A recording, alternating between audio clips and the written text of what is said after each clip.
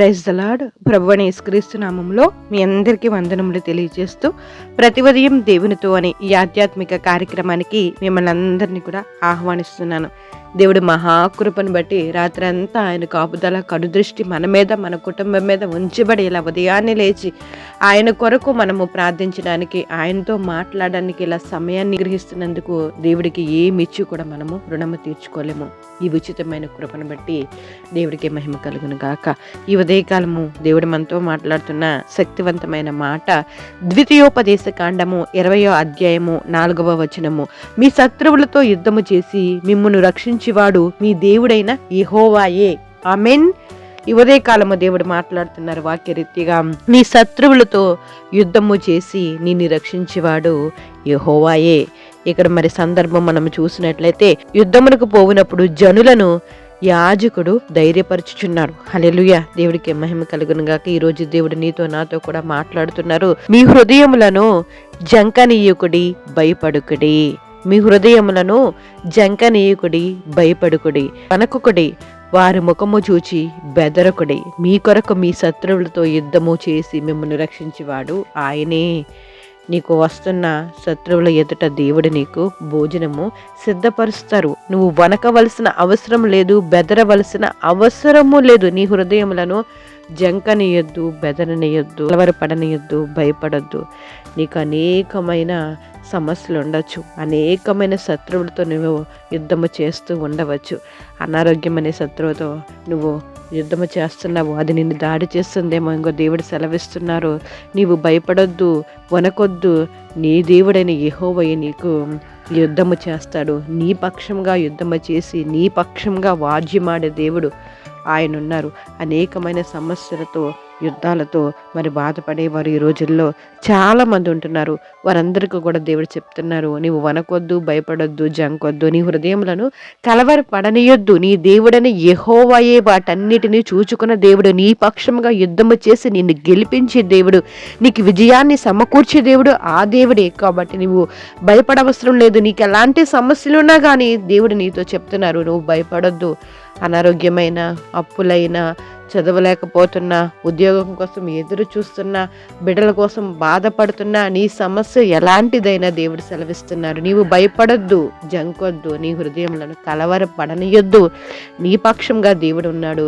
నువ్వు నీ పక్షంగా దేవుడున్నాడని గ్రహించి దానికి అనుగుణంగా దేవుడి మీద భారం వేసి కాలానుగుణంగా వేచి చూసినట్లయితే దేవుడు తప్పకుండా నీ సమస్యను విడిపిస్తాడు. శ్రమదినం ముందు నువ్వు కృంగిన ఎడల చేతకాని వాడు అవుతావు. నువ్వు కృంగిపోవలసిన అవసరం లేదు. బలమైన దేవుడు నీకున్నాడు. బలముని నడికట్టుగా కట్టుకున్న దేవుడు నీకున్నారు. శక్తివంతమైన దేవుడు నీకు తోడుగా ఉన్నారు. నీ పక్కన ఉన్నారు, నీలో ఉన్నారు, నీతో ఉంటున్నారు, నీతో మాట్లాడుతున్నారు. నీ ఆలోచనలు పుట్టక మునిపి దేవుడు నీ ఆలోచనలను, తలంపులను గ్రహించగలిగిన దేవుడు. నీ హృదయాన్ని పరిశోధిస్తున్నారు. కాబట్టి నువ్వు జ్ఞాపకము చేసుకో, దేవుడు నీతో ఉన్నారు, నీ పక్కన ఉన్నారు. కాబట్టి నువ్వు భయపడవలసిన అవసరం లేదు, జడియవలసిన అవసరం లేదు. దేవుడు నీకు తప్పకుండా తోడుగా ఉంటారు. నీ ప్రతి సమస్య నుంచి విడుదల దయచేసి నేనైనా ఇది అనేటట్టుగా దేవుడు నిన్ను చేయబోతున్నారు. నువ్వు ధైర్యంగా ఉండు. దేవుడు నీ కృపను పొందుకో. దేవుడు నీకు అట్టి కృపను అనుగ్రహించునుగాక. ఆమెన్. ప్రార్థన చేసుకుందాం. జీవం కలిగిన దేవా, మీకు వందనాలు, స్తోత్రములు చెల్లించుకుంటున్నాం. నేను మీ దయని బట్టి, మీ కృపను బట్టి, ఈ ఉదయకాలం నేను మీరు మాట్లాడుతున్న మాటలను బట్టి మీకు స్తోత్రాలు చెల్లించుకుంటున్నాం. మీ శత్రువులతో యుద్ధము చేసి మిమ్మల్ని రక్షించేవాడు మీ దేవుడైన యెహోవాయే అని మీరు మాట్లాడుతున్నారు. నిజమే తండ్రి. నైనా అల్పులము తండ్రి, మా పక్షంగానైనా మీరు యుద్ధము జరిగించున్నారు కనుకనే మేము ఇలా ఉన్నాము ప్రభువా. మీకు స్తోత్రాలు వందనాలు. ఈ ఉదయకాలం ప్రార్థనలు ఏకభవిస్తున్న ప్రతి బిడ్డని ధైర్యపరచండి ప్రభువా, బలపరచండి ప్రభువా. మీకు వందనాలు, స్తోత్రాలు. వారి పక్షంగా యుద్ధమును మీరు జరిగించండి ప్రభువా.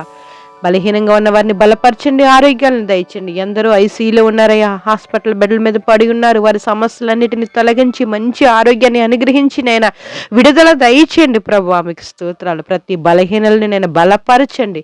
అప్పులతో బాధపడుతున్న వారిని విడిపించండి ప్రభువా. మీకు స్తోత్రాలు. అనేకమైన సమస్యలతో సమాధానం లేకుండా విసిగిపోయిన కుటుంబంలో బాధపడుతున్న వారు ఉన్నారు, అట్టి వారిని విడిపించండి. మీ సమాధానాన్ని వారి కుటుంబంలో అనుగ్రహించండి అయ్యా. ఇంకా వ్యాపారాలు చేస్తున్న వారిని దీవించండి, వ్యవసాయాలు చేస్తున్న వారిని ఫలింపులోనికి తీసుకురండి అయ్యా. ఉద్యోగాల కోసం ఎదురు చూస్తూ చదువుతున్న వారి పట్ల అద్భుతమైన కృపను ఈ సంవత్సరంలో మీరు జరిగించండి ప్రభువా. మీకు వందనాలు, స్తోత్రాలయ్యా. చిన్న బిడ్డ మొదలుకుని వృద్ధుల వరకు కావాల్సిన కాపుదల, కృప, ఆరోగ్యం, ఆయుష్ని మీరు అనుగ్రహించండి. ఈరోజు ప్రయాణం అంతట్లో క్షేమాన్ని అనుగ్రహించండి అయ్యా. ఈరోజు పుట్టినరోజులు, పెళ్లి రోజులు జరిపించుకున్న బిడ్డలను ఒక్కసారి జ్ఞాపకం చేసుకోండి. ఈ సంవత్సరం అంతా కాచి కాపాడినందుకు మీకు స్తోత్రాలు, కృతజ్ఞతాస్తుతులు చెల్లించుకుంటున్నాం ప్రభా.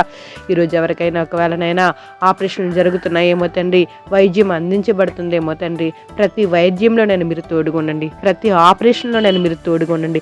పరమ వైద్యుడిగా మీరుండి వారికి ధైర్యాన్ని అనుగ్రహించండి తండ్రి. మీకు వందనాలు, స్తోత్రములు చెల్లించుకుంటూ ఈ ఉదయకాలం ప్రార్థన లేఖభిస్తున్న ప్రతి ఒక్కరు మొరను అంగీకరించి ఆలకించి వారి ప్రార్థనకి సమాధానాన్ని మీరే అనుగ్రహిస్తారని, సమస్త ఘనత, మహిమ, ప్రభావాలు మీరు పొందుకుంటారని ప్రభువైన యేసు నామములో అడిగి వేడుకుంటున్నాం మా పరమ తండ్రి.